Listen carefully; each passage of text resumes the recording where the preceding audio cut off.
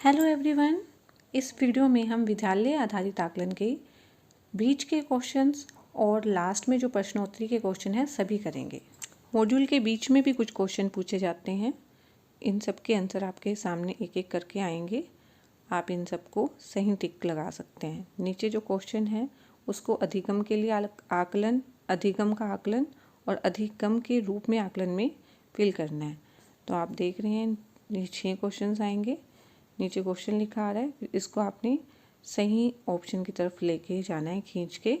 तो आप देख रहे हैं कि उसका सही आंसर आपके पास आता जाएगा। इस तरह से आप ये 6 के 6 क्वेश्चंस कर सकते हैं।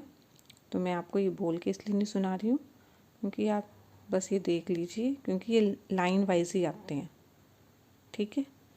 और उस बाद जब ये सभी हो जाते हैं तब आपके 6 में से 6 नंबर इसमें बन जाते हैं। माध्यमिक स्तर पर विकास के लिए मूल अनुप्रस्थ दक्षताओं को विकसित करने की आवश्यकता किन क्षेत्रों में है? सभी पाठ्येतर क्षेत्र में। निम्नलिखित में से किसकी बचाई योग्यताएं मिश्रित श्रेणियों में रखी गई हैं? आंसर है प्रत्यास्मरण एवं समझना। डैश परिभाषित आयाम क्षेत्र के लिए उपलब्धि के लिए मानक को क्या कहा जाता है? रूब्रिक।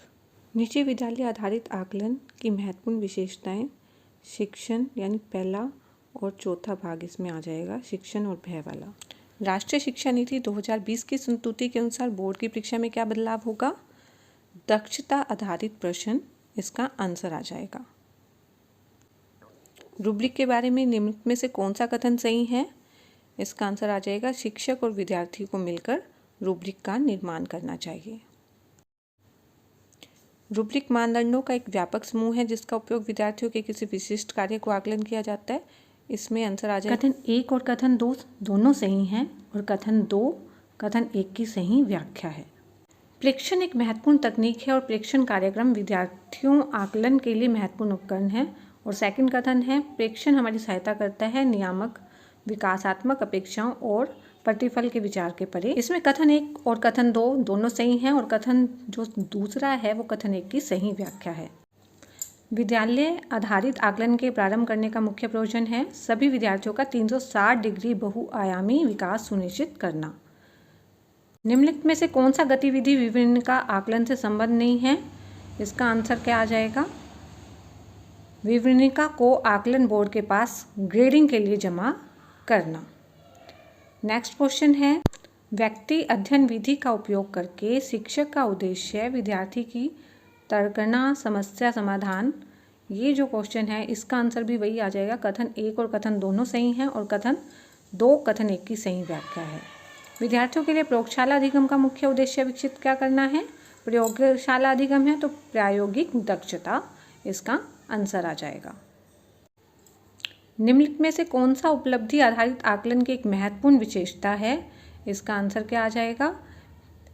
विद्यार्थियों ज्ञान कौशलों व रणनीतियों की उपलब्धि के बारे में इसका उपयोग किया जाता है। माध्यमिक स्तर पर आप आकलन रणनीति के रूप में केस अध्ययन को लेना पसंद कर सकते हैं क्योंकि इसका आंसर क्या आ जाएगा? अपेक्षाकृत प्रायोगिक पहलू की तुलना में सैद्धांतिक पहलुओं पर अधिक बल देता है।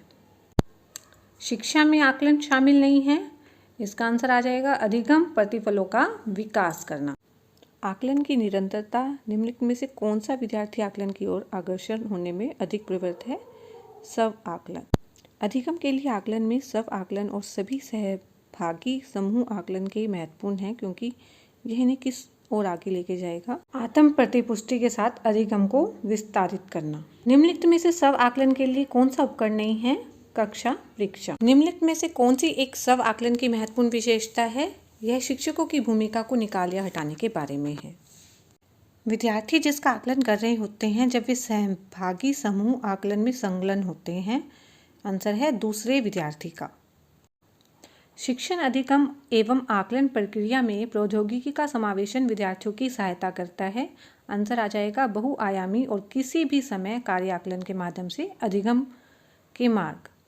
साकल्यवादी और पूर्वाग्रह रहित आकलन को किस पर आधारित होना चाहिए? और इसका आंसर क्या आ जाएगा? केवल उपलब्धि और कौशल। निम्नलिखित में से कौन सी गतिविधि विवरणिका आकलन से संबंध नहीं है? आंसर है, ये पहले भी आ चुका है, विवरणिका को आकलन बोर्ड के पास ग्रेडिंग के लिए जमा करना। ये रिपीटेड क्वेश्चन आया हुआ है। नेक्स्ट क्वेश्चन है, निम्नलिखित में से कौन सा कथन आकलन की प्रक्रिया को सर्वोत्तम परिभाषित करता है? सर्वोत्तम जो परिभाषित करता है वो है विद्यार्थियों में शैक्षिक परिवर्तनों के बारे में व्यवस्थित रूप से सूचना एकत्रित करना। ये आ जाएगा इसका आंसर। नेक्स्ट क्वेश्चन है, निम्नलिखित रूब्रिक में से कौन सा उपयोग किया जाएगा जिससे हम निपुणता पर प्रतिपुष्टि प्रदान करने की बजाय विविध मानदंडों के लिए ग्रेड प्रदान करें? आंसर है केवल एक ढांचा फ्रेम। अनुप्रस्थ दक्षताओं के संदर्भ में कौन सा कथन सही है? आंसर है विद्यार्थी की समग्र प्रकृति और सीखने के लिए अनुप्रस्थ दक्षताओं का अधिगम महत्वपूर्ण है। निम्नलिखित में से कौन सा उपलब्धि आधारित आकलन की एक महत्वपूर्ण विशेषता है? ये क्वेश्चन भी पहले आ चुका है। आंसर है विद्यार्थियों ज्ञान कौशलों एवं रणनीतियों की उपलब्धियों के बारे में इसका उपयोग किया जाता है। अधिगम प्रतिफल निर्धारित करता है। आंसर है विद्यार्थियों ने जो सीखा है उससे उनकी उपलब्धि की उपेक्षा की जाती है। माध्यमिक स्तर पर आप आकलन रणनीति के रूप में केस अध्ययन को लेना पसंद कर सकते हैं क्योंकि यह विद्यार्थियों को अनुसंधान एवं चिंतनशील परिचर्चा में संलग्न या शामिल करता है। निम्नलिखित में से विद्यालय पाठ्य चर्चा में अनुप्रस्थ दक्षताओं को समाविष्ट करने का कौन सा सामान्य उपागम नहीं है? विशेषीकृत विषय के रूप में अनुप्रस्थ दक्षताओं की रूपरेखा तैयार करना। निम्नलिखित में से कौन सा कथन आकलन की प्रक्रिया को सर्वोत्तम परिभाषित करता है? निम्नलिखित में से कौन सा विद्यार्थी स्व आकलन का रूप है? विद्यार्थी प्रगति के बारे में प्रश्नों का एक समूह जिसका वो उत्तर देते हैं। अनुप्रस्थ दक्षताओं के संदर्भ में कौन सा कथन सही है? तो आपके सामने ऑप्शन आ रहा है, विद्यार्थियों की समग्र प्रगति और सीखने के लिए अनुप्रस्थ दक्षताओं का अधिगम महत्वपूर्ण है। इसके अलावा भी कोई क्वेश्चन आए तो आप कमेंट सेक्शन में मुझसे पूछ सकते हैं। धन्यवाद।